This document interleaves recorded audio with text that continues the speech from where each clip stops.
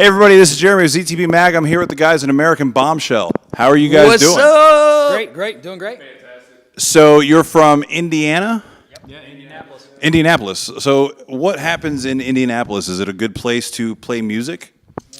When we're there. Yeah. When we're playing there, yeah. So you're in Columbus. We're at the Alrosa Villa, legendary Alrosa Villa. Awesome. So now that you guys are here, there ain't shit going on there, right? Nothing. Nothing. We brought the They party here. Yeah. So. They rolled up the sidewalks tonight. They're like, Bombshell's out of town. Bombshell's out of town. We're closing down. So tell me about yourself. Like, how long have you guys been American Bombshell? 2014, like late 2014. December 2014 was our first show. Yeah. December 2014 was our first show. When did we start? That summer? Yeah, July. About July, and yeah, 2014. It's basic. I'll take this. Yeah, Do all the work basically, for 'em. basically what had occurred. What had occurred was what had happened was all of us played in very successful or other bands in the town, and we were all quasi buddies or whatever, and we decided to put together a project, just kind of play some old school rock and roll and have a good time and not really overthink what we're doing and just have fun doing it and get out there and just play some shows and really it's kind of, I mean, we hit the ground running and I mean hauling ass. Oh, yeah. So why are you American Bombshell? What's the name? Oh, this is Jeff. That's Jess. Originally, I owned the name American Bombshell, and it was supposed to be a project that I had. I lived north of Indianapolis, and it never really took off.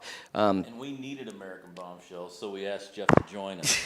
Nothing to do with anything else. Nothing to do with anything else. But me and Steve and Jason got together and jammed and saw what was happening. After that, we recruited Dusty, and we were going to try to be a four-piece, going to start out being a four-piece, and we just wanted to play rock and roll. Just let's do something that nobody else is doing right now, and just rock. Right. And Nixon came on board, and it was just like, all right, we need a name. I was hoodwinked, actually, to join. He thought it was going to be death metal. Yeah. I was like, what? Norwegian black metal. I got my shoulder pads, my shin guards and shit, and now we can't. Man. You traded in for biker vests. We told him it was going to be Northern metal, but Northern Indianapolis metal. Right. So Right. did you have long hair at the time? Yeah, it blew all my fucking hair off the first time I heard it play. Trans Am too. Yeah. I was listening to some Foghat and shit in that Trans Am, man. I'm serious. He showed up in corporate paint. He did have the corpse paint on. I remember the party. But it was a situation where once we got together and we rocked and we liked what was going on, we were like, we need a name. And I said, well, I have the name American Bombshell. If anybody, if we like that name, and they're like, yeah, the name is cool. And He wants to talk. Yeah, I know he You does. better let him. But the coolest thing about this is the fact that with all the projects that we've been in, this is the one that's the most natural, no pretense, and the chemistry in this is just been the most natural thing. And the cool thing is, in the short time that we've been together, we surpassed probably the combined goals of all the bands that we've been in prior to this one, which is really cool. So That's yeah, with quickness. right. Well, chemistry is, I would say, 75% of it. The rest of it's luck. I mean, ask anybody that's made it, and they'll say, yeah, we worked our asses off to learn our instruments. But once you learn your instruments, you write music and things like that. Yep. I know plenty of great bands that aren't doing shit because they just haven't stepped into that pile of luck yet, you know? Sometimes it's just you happen to be playing at a show and somebody hears you, and or you get a huge group of people that are like, oh, we got to tell everybody about them or something like that. we definitely fell into some luck.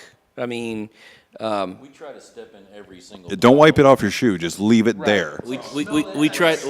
We step in every single pile we see, and some of them are luck, and some of them aren't. and we always hope it sticks. We again, after being only together for a short time, we were fortunate enough to we entered a contest through the Grammys. It was called the Grammy Amplifier Program, and there were 4,000 bands, and they picked 3 winners, and we actually were chosen as one of the winners of that program. That's pretty sweet. Each of the 3 winners are awarded a different prize. There was a video, professional video with a award-winning director, a live performance, and a recording session with a Grammy-winning producer. We were the beneficiaries to get the recording situation. We got to record with Mike Klink, who produced Appetite for Destruction. He produced all the Guns N' Roses albums. He also produced the Megadeth Rest in Peace album, and Survivor, Eye of the Tiger, and Motley Crue, and That's fucking huge. How did you guys feel when you saw that? Like, Horribly intimidated. Scared shitless, man. I mean, honestly, it was especially for me, going into a situation where, like, I don't particularly like going to the studio. It's tedious to me, and it's kind of boring for me. I like to play live, but going in there completely intimidated, not knowing, songs that we're having some decent success with, we're going to have somebody pick apart, dissect, especially coming to him with some new ideas. Not knowing really how he was going to take it and how much he was going to influence and kind of help us mold the sound we're trying to create now. But he was a really interesting person and a very kind person, and it's probably one of the best experiences I've ever had. Another thing that was cool about it, the history of the studio we got to record in. This is the studio that, East West Studios, right there, right in the middle of Hollywood. Yep. And in that building, you've got Frank Sinatra's recorded there. Elvis did the '68 comeback special there. Michael Jackson did part of Thriller there. Rage Against the Machine, Chili Peppers, Guns N' Roses, Metallica, yada yada yada. Keep going. The experience, like you walk in and you can just like feel the vibe. It's palpable. It's fucking awesome. And the folks that did the Grammy Amplifier program for us, they just went out of their way to make us, feel like rock stars. Yeah. It was. I can't. There's no cooler situation that we could have had. I mean, when we thought, we entered this contest, we're like, we're not gonna. We'll see what happens. And then it was, we made the top 10 finalists. And then not only did we make the top 10 finalists, but the top 10 finalists, they flew to L.A. to take part in what was called a business immersion day. And so since we were in the top 10, we got to go do that. While we were there, we just happened to land a gig at the Whiskey Go-Go. And so our first night in L.A., we go and play the Whiskey Go-Go. The next day we have this business immersion day where we're talking to some of the leading people in the recording industry, record labels and radio people and marketing people, entertainment lawyers. And then we're like, okay, if this is as far as it goes, you learned a whole lot. then we got, we've got something that most bands don't get to be a part of. Right. And then it was like, okay, now the top 10 finalists get picked to 3 winners, and we're like, if we don't win, it's cool. Right. And then we won. And we're like, Surreal moment. we're like, are you fucking kidding us? We won? We were one of the Were winners? you pissing yourself? I mean, I would have pissed my pants just playing the whiskey. Me and Dusty worked together, and he come running in the fucking room. He's like, "We fucking won! We won! We're one of the winners!" And I called the win. yeah, Nothing the rest of that work day really got done. no. It was a good day. And the extra bonus of being part of the winners, we also got to go down and play South by Southwest in Austin. Nice. And it was a beautiful thing because they actually flew us down there. We were there for 5 days. We didn't play until the last day. So for 5 days, we got to go experience other live acts, go around, take in everything. We got to go to a Grammy white tablecloth party. I guess it was like, That was kind of awkward. it Just a bit. It was the Catalina fucking wine mixer. I'm telling you, we walked in looking like this. Everybody else walked in suits and shit, and there's white tablecloths everywhere outdoors in a courtyard. And we were like, oh, wow. You know what, though? That later on, I mean, it sounds like you guys are on your fucking way. Later on, that'll be a trademark moment. Oh, yeah. That'll be your biting the head off the bat thing. I don't know. Something like that. It was awesome. I'm sure everyone else is still talking about it. I'm sure everybody there. Right. Still talking about those weird sons of bitches. But and even then, when we were there, they kept giving us just glimpses of, like, you have won the recording package. What is your top rock and roll album? Because we're a rock and roll band. That's it. What do we say? We said Guns N' Roses. And most of us said Appetite for Destruction was our #1 rock and roll album. All right. And then we went down the list with some others. But all of us in common had Appetite for Destruction is part of that list. And they're like, you guys will love who we have lined up to record and produce you. And we're like, okay, we'll wait and see. They wouldn't announce. They wouldn't tell us. It took a minute. I mean, at one point they all asked us and I think Steve is the one who jumped on this question first. Is like, if you could work with any producer, who is the one you wanted to work with? It was instantly Mike Klink. You know, just because. I mean, there's not a cooler American-made album than that Guns record. And Right. It just so happened. I got to ask you this question. One of my other guys that shoots for me, he's been on this. There's a certain kind of questions that he always asks everybody. Slash, icon or legend? Legend. I mean, both. Both. If you had to pick one.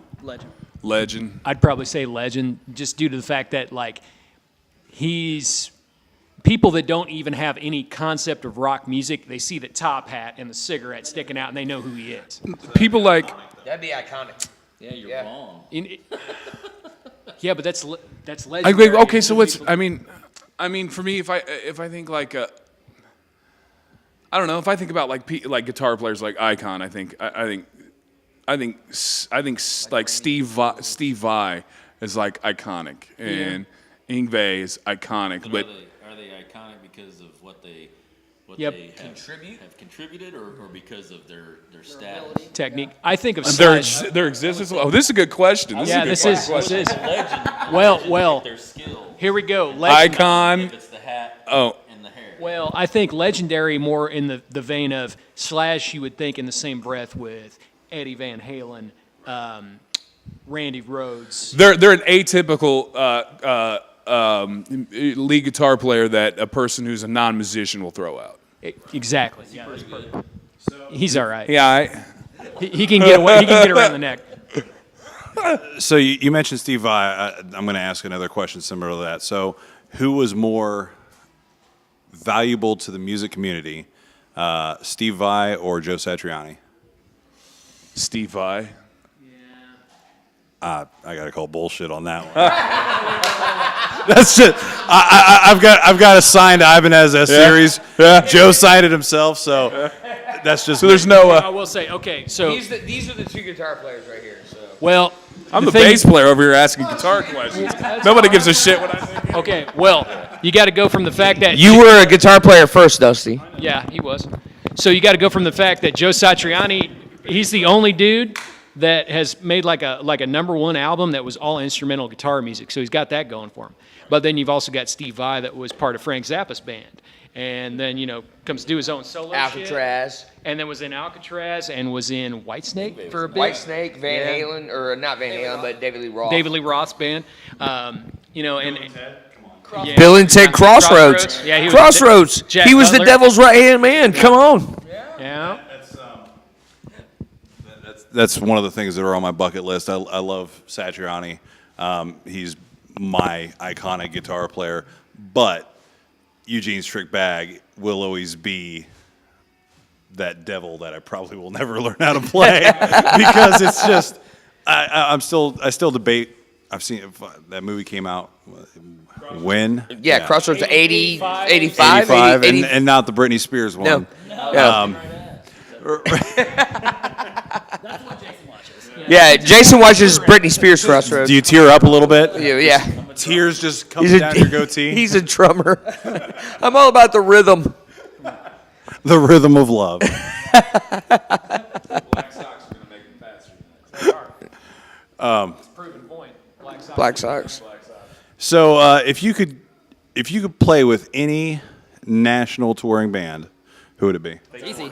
Guns N' Roses, that's easy. Guns N' Roses. I'd say Metallica, but I'm just a Metallica fanboy. He's good. Over the top of the head. I'd say Fate's Warning. There you go. I really thought you were going to go with Slayer. So, I feel like you might be a big Kerry King fan. 89, maybe. 89. I'm not so much for the Taliban carry or Tom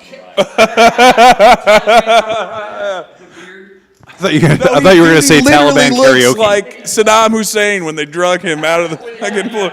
He does so bad. Unless he's watching. You guys are awesome. I bet I'd take you in a fight though. But I'll put that on record. Tom Ryan. Yeah. Arm wrestle you. All right, yes. So tell everybody in Columbus, this is the first time you guys have played Columbus. Yes. Tell everybody in Columbus where they can find you. Facebook, obviously. We actually, and this is the funny part, people don't get this, but our website is www.americanbombshell.band. They have that now? Not .com, not .org, .band, because we are a band. and it makes it Makes incredibly hard to sense. sign up for shit because they all want .com. Yes. So we are .band. We also have Facebook. You can look us up on Facebook. Look up American Bombshell. Do not look up American Bombshells. You will find a totally different site. We've been tagged with some of the American Bombshell stuff. They are beautiful ladies. However, that we are not ladies. And don't Google search And- American Bombshell. And don't do that either. Don't Google. Bad surprise. Our album is not called Bunker Buster. All right. Let's get It's that a out there. 5-pound sand-filled anal bead. It is called the Bunker Buster. Yes, there are. Sand-filled? Yeah, it is. Yes, it is American Bombshell. They have sex toys. Yes. Is that like one of the ones you could throw in the microwave Doc and Johnson. heat it up? Doc Johnson. Doc Johnson. They have a line of sex toys that are called American Bombshell. So, This was found out after We are doing a partnership with them in the future. right. We have not. this big buzz. I know they worked with Motorhead. Yeah. They did Oh, work yeah, with yeah, Motorhead. the vibrators? Yes, they did the Motorhead. That's fairly popular. Yeah. That's another question then. Okay, before here you you go. You got Motorhead. They've made vibrators. They've made wine. Mm-hmm. You've got Maiden that has their Trooper. Yes. Shit. Maynard's got wine. He's got his own winery. Mustang's coming out with beer. Yeah, he's coming out with a beer. Everybody's got coffee. Zach Wild's got Zach coffee. Wild has Dave coffee. Mustaine has coffee. Yes. Oh yeah. No, it's not. It's Elfson. Elfson. Elfson. Mustangs had coffee too. Oh, Yeah. he stole the fucking idea. You're right. Probably did. So what would you guys come out with? it would be Cereal. breakfast cereal. Me personally, I've already thought about it. I think the craft beers right now are the way to go. We have Bombshell Blondes, Bombshell Brunettes, and Bombshell Reds. That's fucking profound. Yes. he is obviously So thought this out. we would have a blonde, we would have a porter, and we would have a red ale that are all cover all the Bombshell color hair specific women, and it works out. Right. We could do a Bombshell bald. It's just straight nasty, like straight up. Let's say, yeah, like it's like Schlitz. Yeah. Ounce of 40 ounce. Little Kings. It would be like, this is the beer I've never drank. Somebody left it at my house. Who wants to drink it? That would be the Bombshell Bald.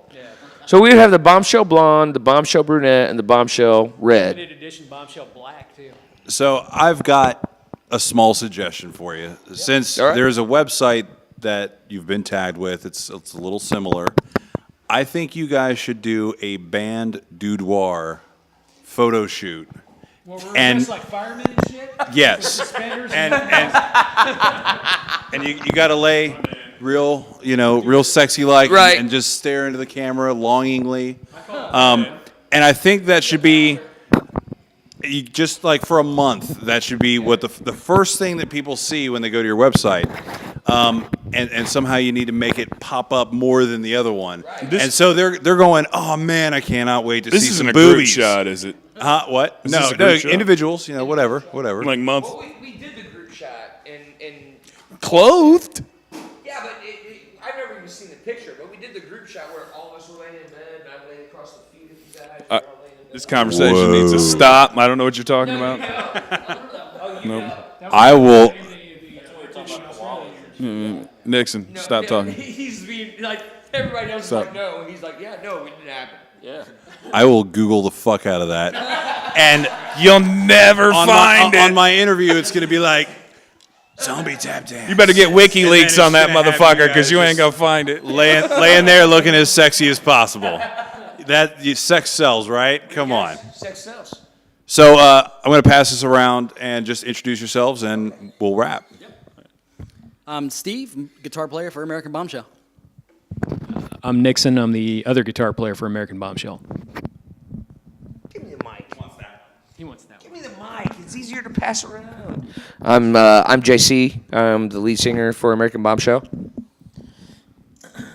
I'm Jason Carr. I play drums and cowbell, and I'm in American Bombshell. Pisces act. 6'3", 250. I'm Dustin. I'm the bass player and future singer for American Bombshell. There you go. Oh, wait, What? that means I become the bass player. That's a move down. Your job will be easier, But it's not that hard. It's only 4 strings. One last question for Three. you two because you earned it. Leather or lace? Lace, yeah. What's that? I like. Is it wash day? I like lace. Okay, so I watched Friends, man, and I saw David Schwimmer try to pull those fucking leather pants back up. Yeah, I'm going with lace.